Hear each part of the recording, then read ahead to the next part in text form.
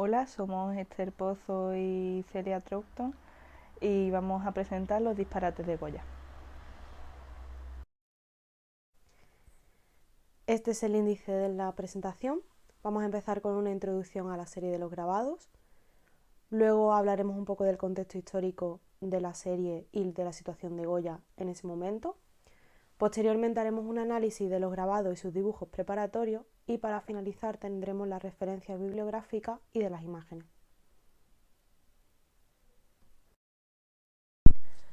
Voy a introducir la serie de los disparates, la cual se empieza en 1815 y se concluye en 1824. En una primera instancia, los disparates salieron a la luz a través de la Real Academia de Bellas Artes de San Fernando en 1864 bajo el nombre de Proverbios. Fueron encontrados en cajas de cartón antes de que Goya se fuese a Francia, tal y como él los dejó. Años después, en 1877, se encuentran otros 4 grabados publicados por la revista Le Art, lo cual hace un total de 22 grabados. La mayoría de la serie está compuesta en agua fuerte y en agua tinta, con algunos retoques de trazos de punta seca, pero no era lo común en la serie en sí. Podemos apreciar en la lámina 10, por poner un ejemplo, un número, el cual es el 25. Así que podemos concluir que faltan algunas planchas de la serie.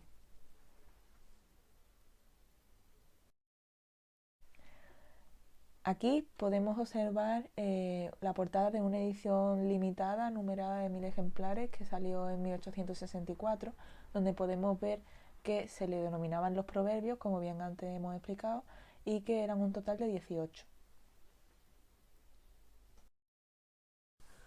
Contexto de la serie y situación del artista.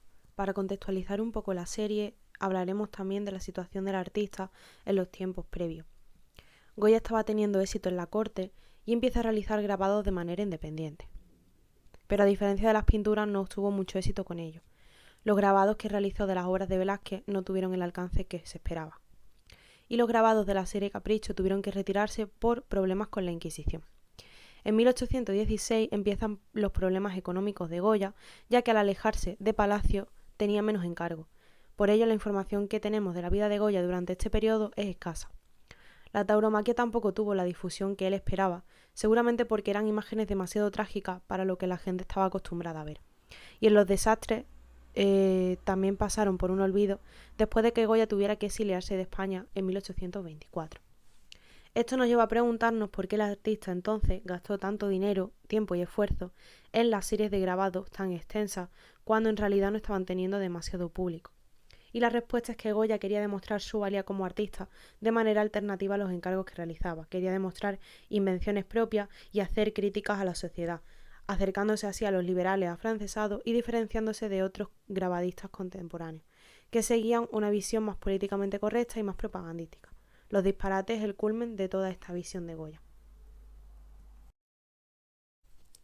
Análisis de los grabados y sus dibujos preparatorios.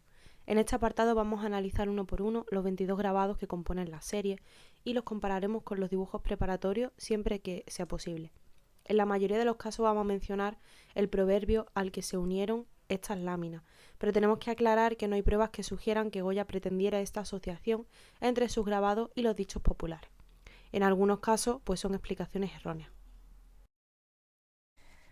Disparate 1. Disparate femenino. Este tema ya había sido usado por el pintor anteriormente, en el que se veía una multitud de gente a la derecha que en el grabado no está, pero en el dibujo preparatorio se aparece. Y en el anterior dibujo veíamos cómo vitoreaban las mujeres a un perele sobre una sábana, y en este caso se ha sustituido por un burro que no se sabe si está muerto. El proverbio con el que se le asocia es pesar más que un burro muerto. El disparate número 2 sería el disparate del miedo y parece que nos recuerda un poco a los desastres con ese ambiente guerrero. Vemos una figura monstruosa, encapuchada, que representa el terror de los humanos a lo desconocido y puede simbolizar por un lado la soledad del hombre y por otro lado pues podría representar a la muerte.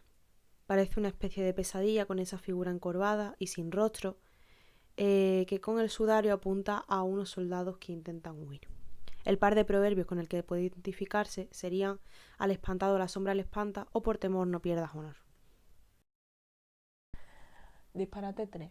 Nos encontramos ante el disparate ridículo. En el dibujo preparatorio vemos las figuras que están algo borrosas, a excepción de algunas caras, que las define con claridad. Y en el grabado podemos ver que la masa de personas de la izquierda y la derecha desaparecen, dejando solo la central, que se sitúan sentadas sobre una rama aérea, lo cual contrasta mucho con la seriedad del cuadro y la inestabilidad que aporta. Las figuras se sitúan algo con somnolencia, escuchando lo que una figura de espalda les está contando. Este disparate se suele asociar con andarse por las ramas, el viejo proverbio. En el disparate número 4, también llamado bobalicón, vemos otra aparición gigante. Vemos que hay tensión y podemos ver cómo el hombre se esconde tras una figura femenina cubierta completamente utilizada como escudo. A la izquierda vemos un personaje vestido religiosamente con espectros de fondo y al principio se le solía denominar disparate de bobo, pero más tarde se encontraron evidencias que llevaban a una leyenda con el nombre de bobalicón. El proverbio sería tras el vicio viene el fornicio. Disparate 5. Disparate volante.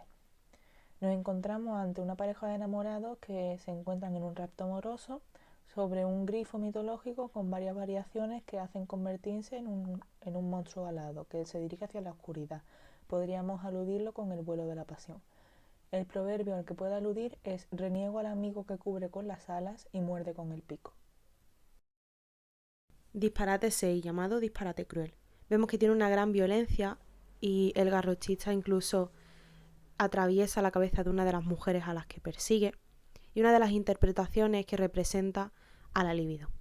Como proverbio asociado tendríamos el sugerido hízonos Dios y maravillémonos.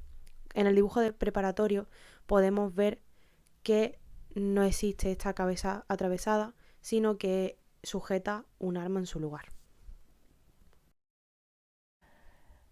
Disparate 7. Disparate desordenado o matrimonial.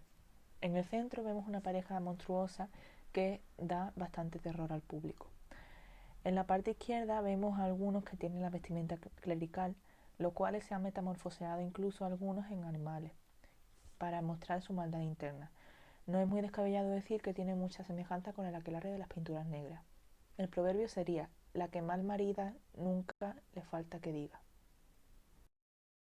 En el disparate número 8, llamado Los ensacados, se exponen ideas políticas y vemos que están unos personajes envueltos en sus sacos de prejuicio y de soberbia, y a la izquierda vemos a alguien bastante erguido ante el cual se inclinan, pero sin embargo está en las mismas condiciones que ellos, aunque la actitud es distinta. Por lo tanto, podemos observar que es una sátira a los políticos. Disparate 9. Disparate general. Alude al ambiente cortesano e incluso llega a criticar algunas de las ceremonias religiosas, como por ejemplo esa crítica al bautismo que vemos en una de sus figuras, en otra vemos personificada la figura del profeta o incluso a Napoleón en la parte izquierda con sable en mano. Hay que destacar también la figura de la mujer puesta en horizontal. El dibujo de una sensación de agobio con esos movimientos curvos y flexibles que provoca el pincel, y el proverbio con el que se la asocia es uñas de gato y hábito de beato. Tenemos aquí el disparate número 10, llamado desenfadado o el caballo raptor. El tema de este estampado es la leyenda de un hombre que es transformado en caballo y se enamora de una mujer, así que para conseguirla mata a su marido y la rapta. En el dibujo podemos ver el cuerpo del marido sin vida, pero para dar más misterio, en el grabado final este se elimina. El proverbio sería la mujer y el potro, que los dome otro. Disparate 11. Disparate pobre. Vemos la figura central que consta de una característica muy importante como es el tener dos cabezas, una que mira hacia su pasado, lleno de galantería juvenil, y otra hacia su futuro, hacia una vejez decrépita por la que todo el mundo ha de pasar, quiera o no. Esta multitud de ancianas ha sido comparada como Celestina. En el dibujo vemos que básicamente lo que hace es marcar las sombras y las luces, insistiendo en ese claroscuro que se crea a través de la puerta. En el disparate número 12, llamado disparate alegre, vemos que el dibujo inicial se vuelve algo turbio en el grabado, porque en el principio era un diseño con jóvenes bailando y luego se transforma en mujeres inexpresivas bailando con viejos deseosos de tener una oportunidad con alguna. Es una escena que se desarrolla sobre un escenario vacío sin ninguna referencia espacial. El proverbio sería: si Marina bailó, tome lo que halló. En el grabado no aparecen cambios de importancia con el dibujo, pero el dibujo tiene mucha más fuerza. Disparate 13, modo de volar. En esta diapositiva podemos ver unas alas que se asemejan a un invento de Da Vinci movidas por los pies y las manos. Sobre la cabeza vemos una especie de pico artificial que le confiere un aspecto bastante sobrenatural y es la menos fantástica de la serie. De hecho, el dibujo preparatorio se asemeja muchísimo a la plancha, cosa que no solía acostumbrar el pintor, y tiene unos detalles y una ejecución magnífica. El proverbio es: donde hay ganas, hay maña. Este sería el disparate 14, el disparate de carnaval, y a esta estampa siempre se le ha querido ver un sentido político porque se sentían que eran las entrevistas de los Bonaparte y la familia real española en Bayona.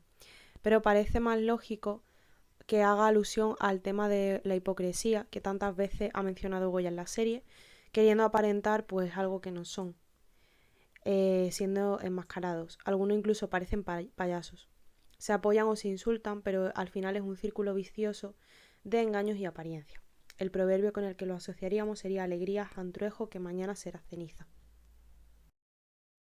Disparate 15, disparate claro.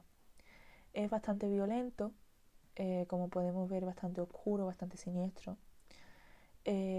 Parece una sátira sobre las predicciones de los oradores que eran dispensadores de anatema, y podemos ver como uno de estos frailes que se sitúan en el primer plano señala a un jinete tirarse por un acantilado y este se precipita desde el caballo sin pensarlo. En el fondo aparecen unos acróbatas que sujetan el lienzo a modo de un aspecto teatral, una idea de farsa. El proverbio es: sin recomendarse a Dios ni al diablo. Este sería el disparate 16, llamado las exhortaciones, y vemos que hay un elemento que sobresale por encima de los demás: la aparición de triples manos que no tienen conexión alguna, como sucede con el personaje que se agarra el sombrero. Podemos ver que son figuras monstruosas.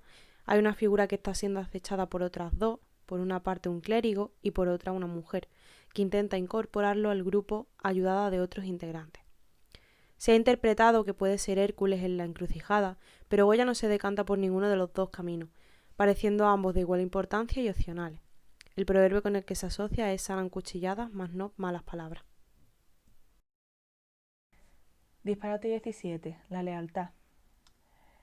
Se denomina así debido a una inscripción autógrafa que lleva.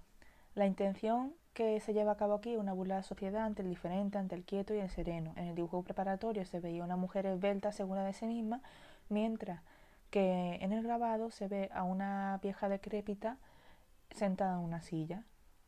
Le acompaña un perrillo en señal de lealtad, y el proverbio es: el que no te ama, burlando te difama. Del disparate número 18, el disparate fúnebre, podríamos decir que es la más abrumadora y más sombría de las estampas de la serie. Es una gran interrogación a la muerte y nos recuerda a nada de la serie de los desastres. Vemos a un difunto abandonando el mundo de los mortales y se adentra en un mundo de tinieblas donde pasa a su destino inmortal. El proverbio sería: Dios los cría y ellos se juntan. Disparate 19, disparate de tontos o toritos.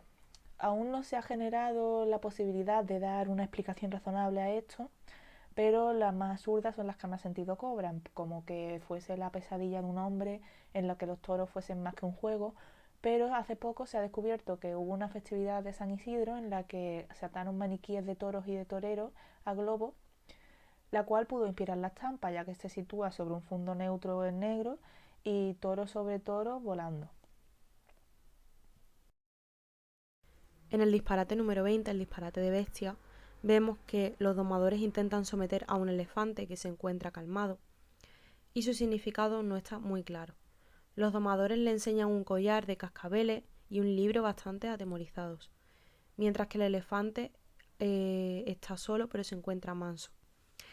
Esta situación ha dado la interpretación de que el elefante podría ser el pueblo, al que se acercan los políticos con engaños acompañados del clero. El proverbio sería: quien le pone el cascabel al gato. Disparate 21, disparate conocido. Hace alusión al mundo de los espantajos que tienen como objetivo aterrorizar. En general, la multitud se sitúa en un estado de terror, pero no falta aquel que es más desvergonzado y se burla de este monstruo hueco. El proverbio es 2 a 1 meten la paja en el culo, pero es completamente contrario a lo que se ve en la estampa.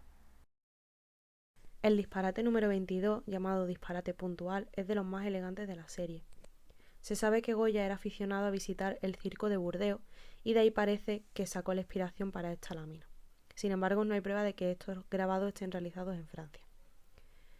La lámina mezcla dos espectáculos, el de los equilibrios sobre el caballo y el de caminar sobre la cuerda floja. Da la impresión, debido a la oscuridad y la expectación del público, que si llegara a caerse sería presa de las fieras humanas. El refrán asignado es al toro y al aire darles calle.